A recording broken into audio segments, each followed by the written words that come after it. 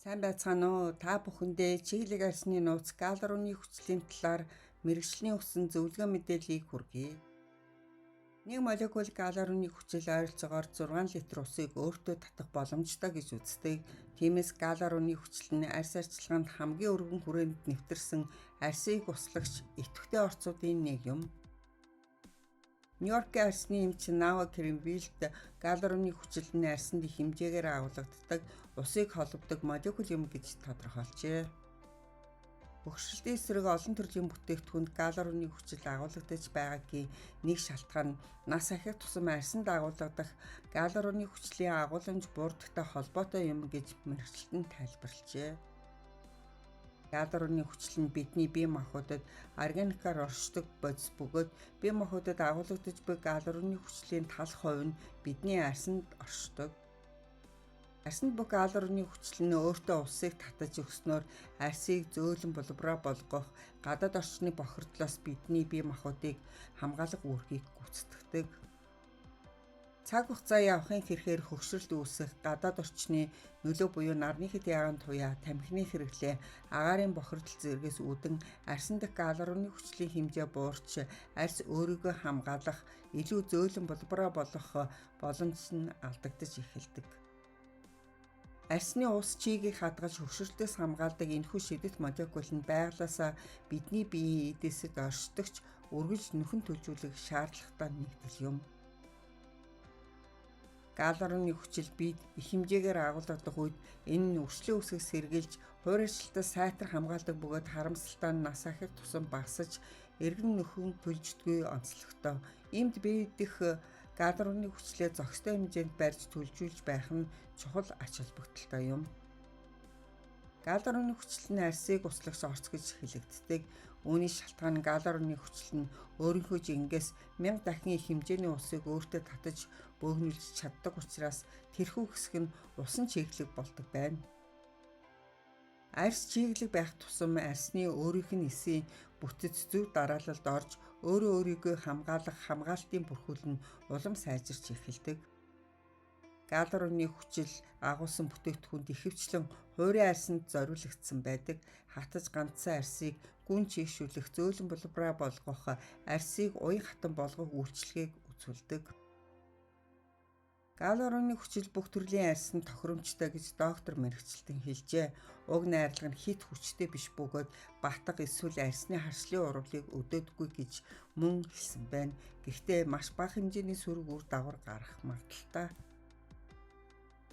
Гоо сайхны эмч хиймч Сандра Бонтемпо хэлэхдээ хуурай эсвэл хөгшрөлт явагдаж буй арстай хүмүүс галеруны хүчил хэрэглэх нь хамгийн их ашиг тусаа өгөх болно.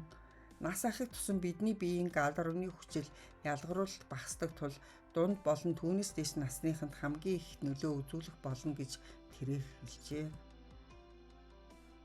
Бидний бие өөрсдөө галеруны хүчлийг үйлдвэрлэдэг учраас нэмэлтээр энэ найрлагыг хэрэглэхэд ямар ч гаж нөлөө байхгүй гэж Бонтемпо хэлжээ.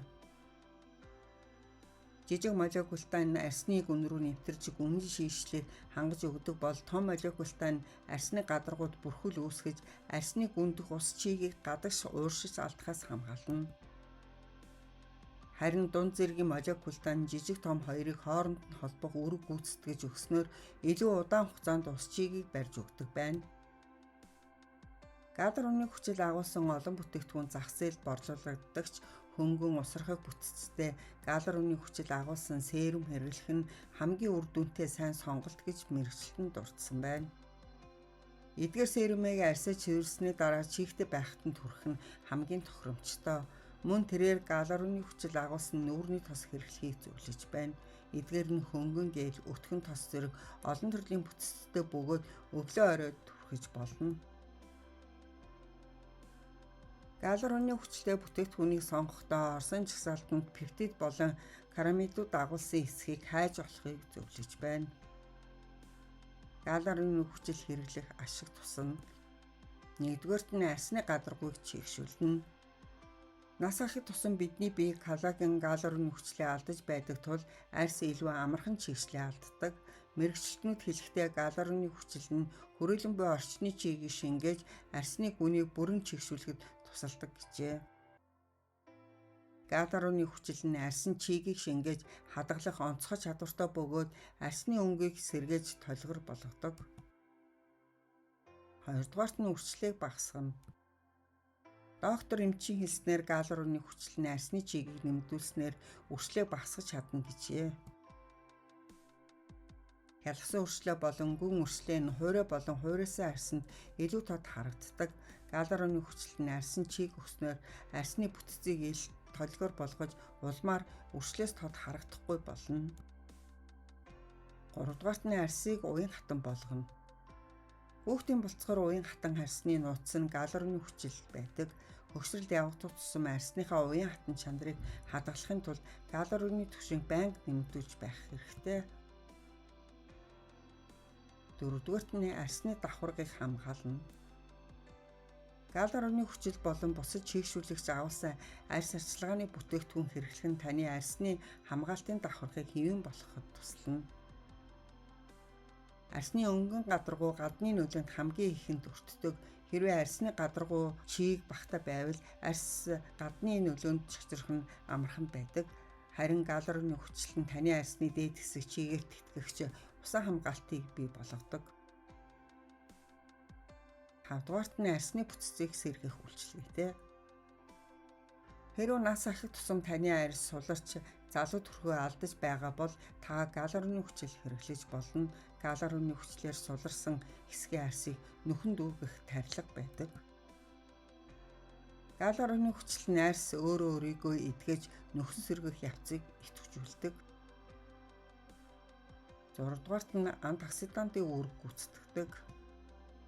Галлурууны хүчил нь арьсыг чийгшүүлж хамгаалахаас гадна өөрөө антиоксидант тул арьсыг улам хөшрүүлдэг чөлөөт радикалаас үүдэлтэй эсийн гэмтлийг арилгахад тусалдаг. За тэгвэл галлурууны хүчлийг хэрхэн нэмэлтээр олж авах вэ? Өнд хүнсний бүтээгдэхүүнээс олж авч болно. Гадил, энтор, манго жимснүүд галлурууны хүчлээр баялаг ба биед бусад төрлийн витаминыг төлжүүлж өгөх давуу талтай. Мөн сайн чанарын дарс хар шоколаданд ч бас агуулгаддаг.